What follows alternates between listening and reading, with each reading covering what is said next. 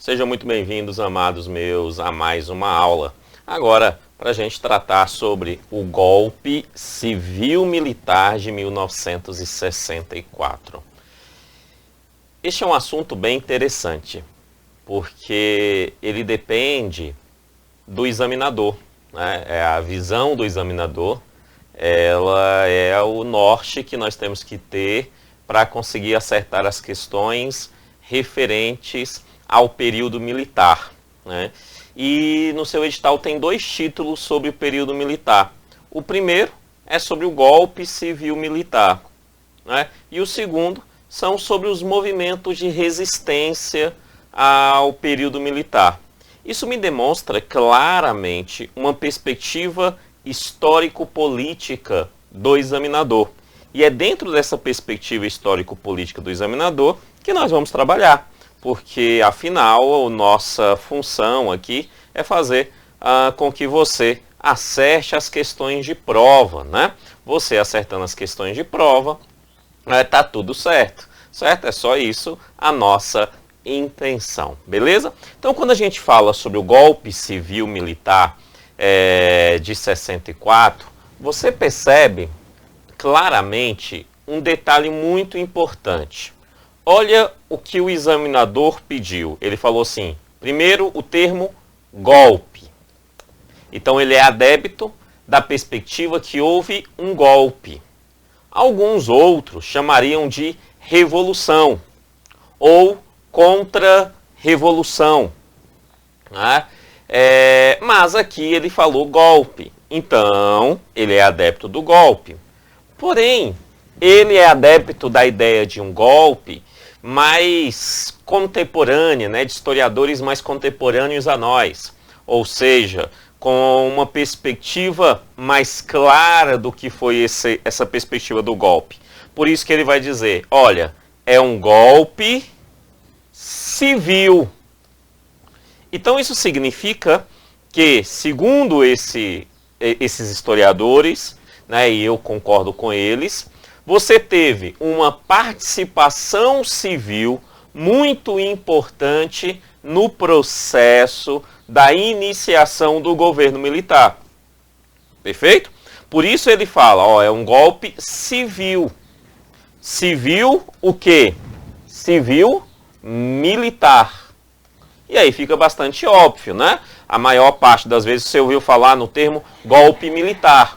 Golpe militar, ok, só que eles desconsideram o civil. Então, sim, ele está falando, olha, a perspectiva é que teve um golpe, a segunda perspectiva é que teve participação civil, e a terceira perspectiva, obviamente, é que teve participação militar, ok? E é isso que ele quer. Ele não quer informações paralelas a esse assunto, que, ao meu ver, são altamente importantes para esclarecer essa perspectiva do militarismo no Brasil e do governo militar no Brasil, tá? Mas, para fins de prova, ele é bastante objetivo. Então, se ele é objetivo, vamos ser tão objetivos quanto ele, né? Quanto o seu examinador.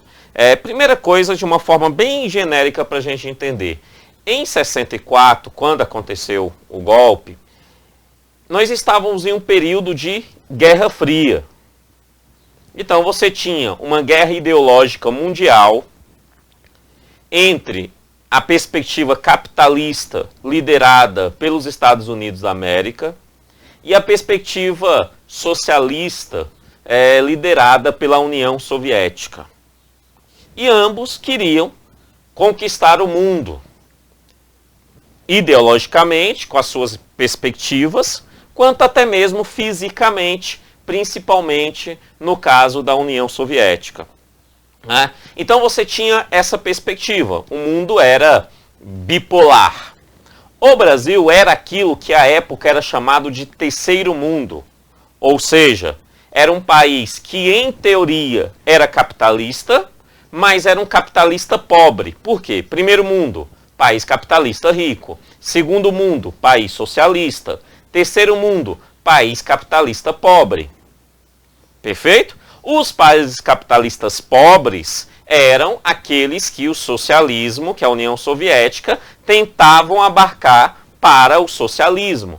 enquanto os capitalistas ricos queriam manutenção desses países como capitalistas pobres naquele momento. Hoje, essa divisão, nós já não falamos mais essa divisão em geopolítica, né? Hoje, nós falamos em países ricos, países emergentes. O Brasil é um país emergente, dentre os emergentes é um dos mais ricos, né? Mas estamos lá entre os emergentes e não sei por quanto tempo vamos ficar nessa categoria. Mas essa é uma divisão mais recente, beleza? Então, basicamente, você tem que entender o mundo era dividido entre capitalismo e comunismo. Então, você tinha uma parte da população brasileira que queria o capitalismo e uma outra parte que queria o comunismo, o socialismo. Simples, bastante simples. Esse é o contexto internacional que interfere na mente política e social da população brasileira. Partindo dessa perspectiva, vamos aos fatos, né? Acontece o seguinte, em 1961, o João Goulart, pode cair na sua prova tanto o João Goulart quanto o Jango, ele é eleito presidente do Brasil. Então ele toma posse como presidente do Brasil em 1961. Quem era o Jango? Importante a gente saber. O Jango, João Goulart, ele era um político extremamente experiente. Já tinha sido vice-presidente do Brasil por 2 vezes, né? Ele era um político muito experiente. Tanto que eu coloquei aqui, ele tinha muita experiência, ele tinha muita expertise em política. Ele não era uma criança no campo político. Perfeito? Então ele tinha muita experiência, sabia muito bem os atos e as ações que poderiam ocasionar, porque ele era um político experiente. Beleza? Só que ele era experiente, só que ele não tinha apoio popular.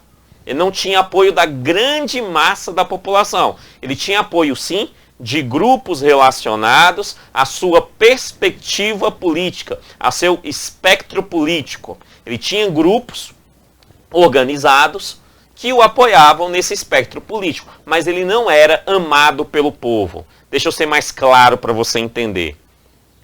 Ele não era, deixa eu ser mais específico, ele não era um Lula no momento que o PT estava no auge.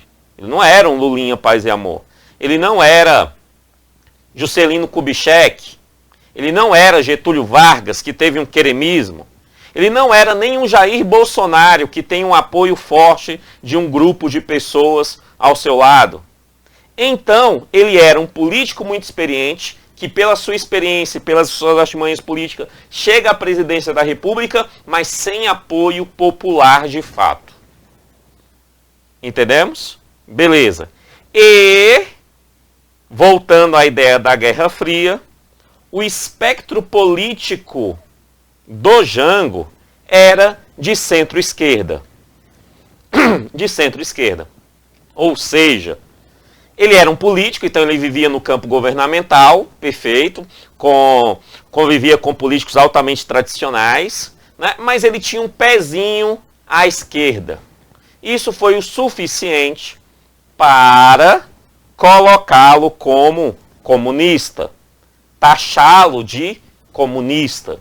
Porque naquele período, principalmente, hoje parece que voltamos à Guerra Fria, né? Atualmente, hoje é dia 14 de maio de 2020, né? E hoje, 14 de maio, parece que voltamos à Guerra Fria. Pelo menos, aparentemente, né, no seu espectro político, parece. Então, hoje, entenda a mente da população daquela época muito parecida com a mente de quem vive política hoje, né? Ou seja, esquerda comunista, direita anticomunista. E era isso aquela perspectiva, aquela época. Tá? Então, se ele tinha um pezinho na esquerda, ele estava totalmente inserido no campo vermelho, na percepção daqueles que era contra a perspectiva comunista. De boa? Esse é o Jango. Ok. E aí tá tudo muito bom, tá tudo muito bem, ele está governando, beleza. Ele entra em 61, vai para 62, vai para 63, ele começa a ampliar o seu apoio político mais à esquerda, com movimentos sociais como sindicatos, como militares né, de batente mais baixa que o apoiavam, como movimentos de estudantes, como movimentos voltados para uma reforma agrária, ou seja, espectros mais à esquerda.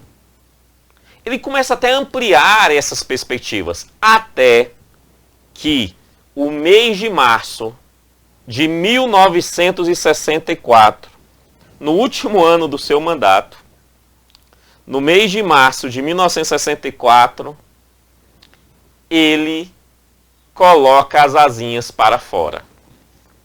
Ou seja, tudo acontece em março de 64. No dia 13 de março, João Goulart vai lá na Central do Brasil, que é o lugar lá do filme, sabe, que passa um monte de trem lá no Rio de Janeiro. Então, ele vai lá na Central do Brasil e faz um comício. A época era comício, não era showmício não, era um comício. Foi lá e fez um comício. E nesse comício, ele anuncia 3 reformas de base. 3 reformas de base. Uma delas, reforma administrativa.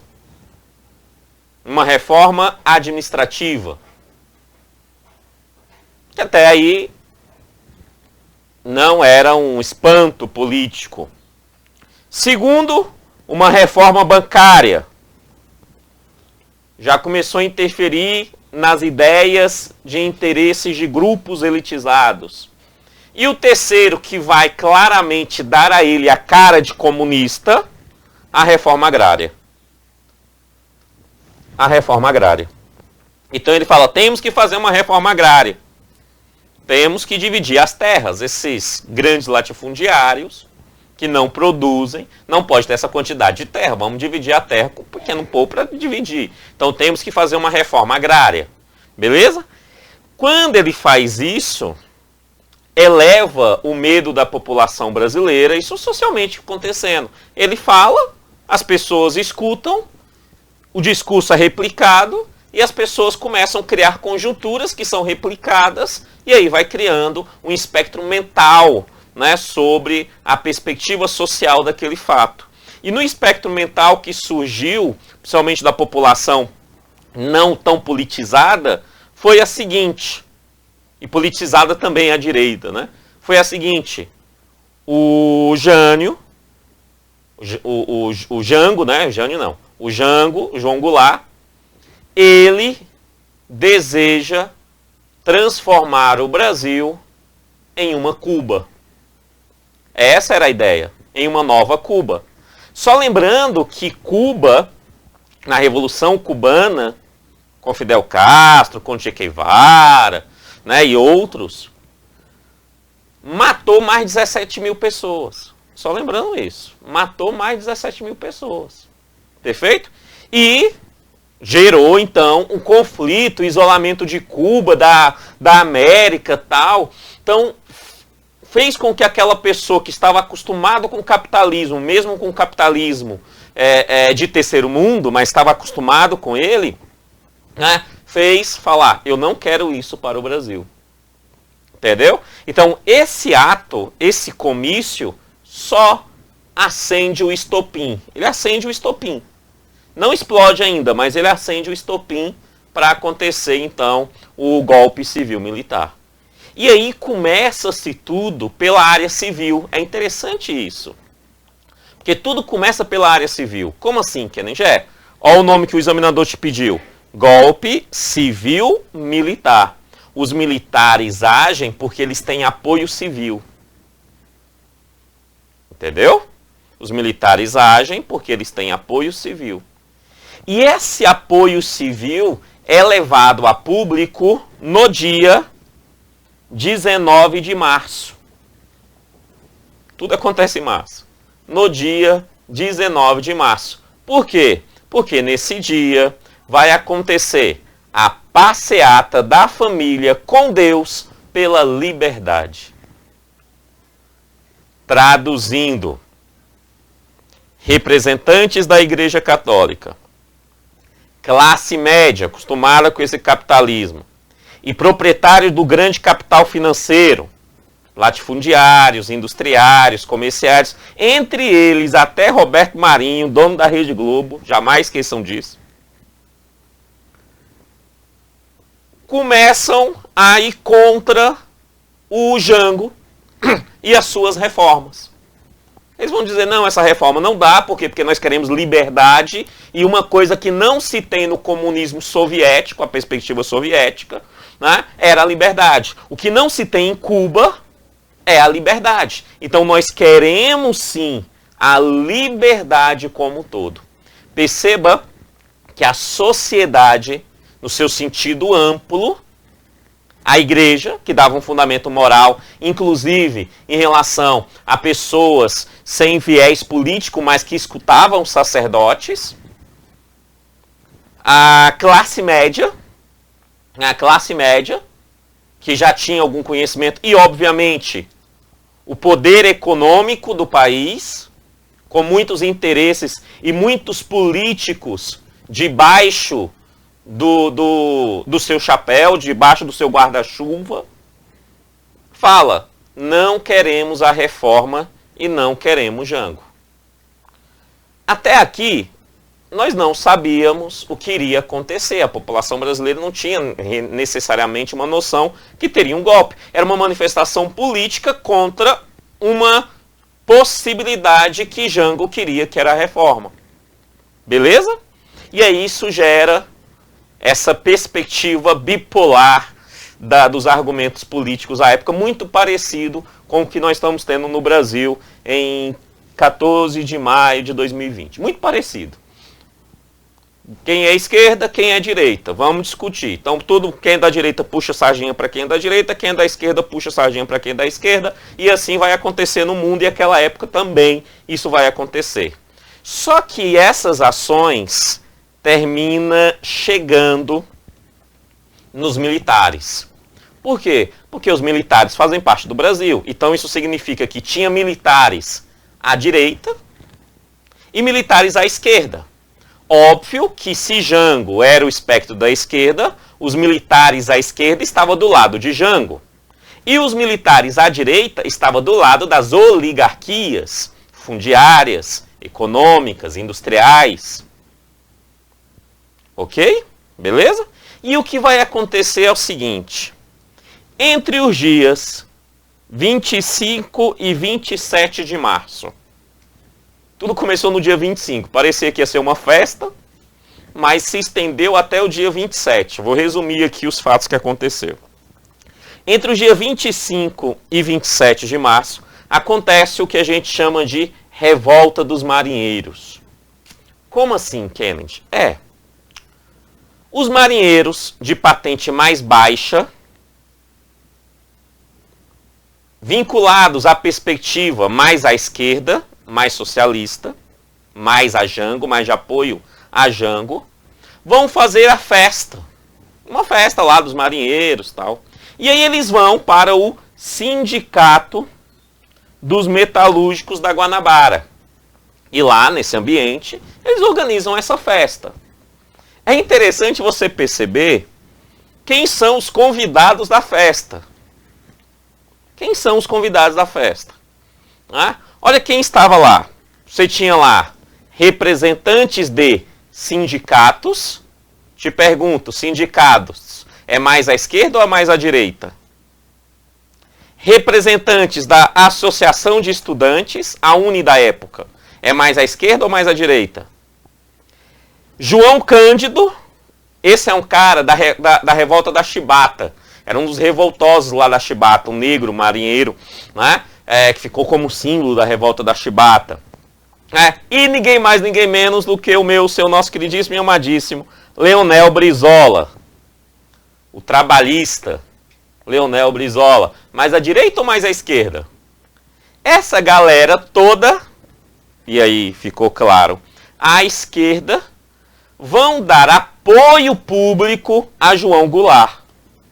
Olha bem, a população já tinha ido à rua no dia 19 falando, não queremos as reformas. Aí vem alguns militares de patente mais baixa, com estudantes, com sindicatos, com essa galera toda, com apoio de políticos como Leonel Brizola e outros partidos também mais à esquerda, né? Chega e fala, queremos as reformas, estamos com João Goulart.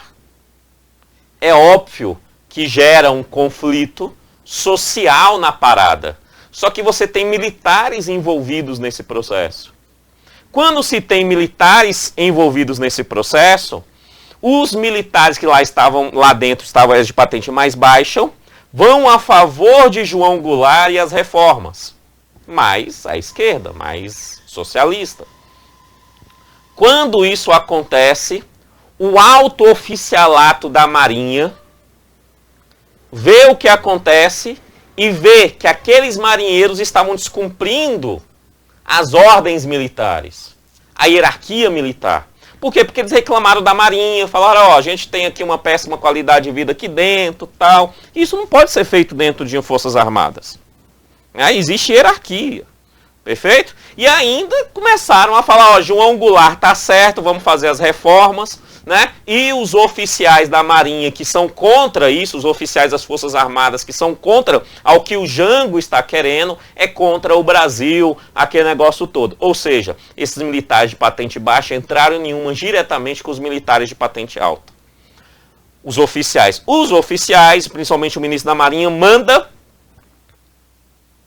soldados irem até lá o sindicato, né, metalúrgico de Guanabara, até aquele prédio. E aí, na primeira vez que acontece, eles mandam, e os que foram, abandonam o ministro e entram para a festa e entra lá concordando com o que eles estão falando. O negócio está ficando feio. E aí o ministro fala, já que está ficando feio, vamos resolver. E aí acontecer ali uma mini guerra civil, certeza absoluta. O ministro foi e falou, vou colocar uma galera, e foi com a galera para cima, e eles iam invadir. Ia ter guerra, ia matar, ia morrer, que negócio todo. João Goulart chega, fala para o ministro, não faça nada, que eu vou resolver. João Goulart, que era o presidente do país, ainda, manda o negociador consegue acalmar os ânimos, as pessoas que estavam lá dentro saem, os líderes ainda são presos pelos militares, mas resolveu a questão da revolta. Que além disso foi bom. Sim, em teoria, João Goulart conseguiu resolver o problema. Mas João Goulart conseguiu resolver o problema apoiando os seus apoiadores, indo contra e demonstrando, inclusive, força contra aqueles que eram contra ele, que eram os oficiais. Ou seja, os oficiais não gostavam do João Goulart, do Jango, tinha apoio ali de muita gente econômica, a população civil com a marcha lá e outros já está dando apoio para eles, né? Eles falaram, o Jango está indo contra as nossas ordens aqui dentro da Marinha. Apesar dele ser presidente, ele hierarquicamente está acima, né? Ele fere o meu orgulho, ele fere o orgulho dos oficiais. Quando ele fere o orgulho dos oficiais, aí você tem uma consequência. Até coloquei aqui a consequência para você. Ó. Quando o Jango toma isso, a Força Armada, que já não gostava do João Goulart, teve um motivo para agir contra ele. Ou seja, contra a ameaça comunista que ele representava. E aí, finalmente, tudo em março, ó, no dia 31 de março. Essa é a parte que eu mais gosto dessa história. Que são os movimentos militares, as ações, né? A tropa para cá, tropa para lá, aquele negócio todo, toda a organização, mas eu vou ser simplista, porque o seu examinador não quer que você saiba a movimentação das tropas aqui não. Mas você precisa saber o seguinte, que no dia 31 de março, inicia, não é que começa e termina, mas inicia o golpe militar, que foi militar. Só que como ele tinha apoio civil da população, depois de parlamentares, de governadores, então tinha apoio civil, o seu examinador, e é assim que você tem que levar para a prova, o golpe civil-militar acontece, inicia com as movimentações militares no Brasil, no Rio de Janeiro, movimentações de articulação em Brasília, movimentações de tentativa, ou pelo menos de uma possibilidade de tentativa de responder esses atos militares no Rio Grande do Sul, também no Rio de Janeiro. Começa muita movimentação militar de um lado, do lado dos oficiais, e de outro, de certa forma, do lado do Jango. Mas essas manifestações levou ao João Goulart fugir para o Rio Grande do Sul. Ele tentou lá criar mais ou menos uma forma de se defender, mas ele termina desistindo do processo e de lá ele foge para o Uruguai. Ele foge para o Uruguai. Traduzindo, o Brasil ficou sem presidente. Tudo bem que esse argumento foi o argumento que fez o Congresso dizer que o cargo estava vago. Beleza? Ou seja, o Brasil está sem presidente, que o presidente não está no Brasil. Mas tem historiador que vai dizer que quando isso aconteceu, João Goulart ainda estava no Rio Grande do Sul. Então ele ainda estava no Brasil. Certo? Mas o fato que nos interessa é, João Goulart foge. Quando ele foge, começam os militares, com muito apoio, principalmente da elite. E aí, repito, os latifundiários, os industriários, os comerciários, começam a fazer um acordo junto ao Congresso Nacional em Brasília. E neste acordo segue os fatos, finalizando assim aquilo que nós podemos entender como golpe militar. Foi o seguinte, olha, o Congresso declara vago o cargo de presidente da República. Por quê? Ele não está no Brasil, está para o Uruguai, então está vago o cargo de presidente da República. Se está vago o presidente da República, o que tem que ser feito? O que tem que ser feito é o presidente da Câmara assume a presidência da República. E assim é feito. O Ranieri Mazzilli, eu acho que é assim a pronúncia, assume a presidência da República. Quando ele assume a presidência da República, já tinha uma nova eleição programada, sabia? Tinha uma nova eleição, inclusive Juscelino Kubitschek ia vir candidato em 1965, né? Tanto que ele tinha lá no seu slogan, Juscelino 65, um negócio assim. Ele ia vir candidato, né? Tinha outros candidatos também que iria vir em 65, né? Mas, como não temos presidente, o Congresso, utilizando a Constituição, brechas da Constituição, e com muita ginástica mental, ilegalista, fazem com que o Congresso estabeleça uma nova eleição antes dessa que estava prevista. E essa nova eleição vai ser uma eleição indireta, ou seja, o próprio Congresso irá votar, os próprios deputados irão votar. E nessa votação indireta, que vai acontecer dia 15 de abril de 1964, eleição indireta, dia 15 de abril de 1964, o Marechal Castelo Branco, marechal, ou seja, militar, é eleito presidente do Brasil, dando início, então, ao que nós podemos chamar de governo militar. Governo militar. Entendemos? Beleza? Show, né? É por isso que algumas pessoas que falam que... A maioria das pessoas que falam que não houve golpe, elas terminam argumentando o seguinte, que como houve uma eleição, não houve um golpe. Como eles usaram a Constituição, não houve um golpe. Quem fala que houve golpe, fala, ó, houve golpe por quê? Porque teve uma articulação militar que levou a isso. Movimentações militares. Perfeito? Quem fala em revolução ou contra-revolução são pessoas mais à direita, vinculadas aí à ideia dos próprios militares. Né? Que falam, olha, estava tendo uma revolução comunista, queria transformar esse país comunista, e nós fizemos uma contra-revolução. Vamos contra isso. Certo? Eu, pessoalmente, professor Kennedy, entende que houve uma tentativa de golpe, mas o golpe não aconteceu, por quê? Porque o João Goulart desiste. antes disso acontecesse. Tá? Ou seja, mas João Goulart podia fazer alguma coisa? Podia, não ter fugido. Porque ele tinha apoios políticos e militares, inclusive, para apoiá-los e criar uma guerra civil no Brasil, numa tentativa de mantê-lo ao poder.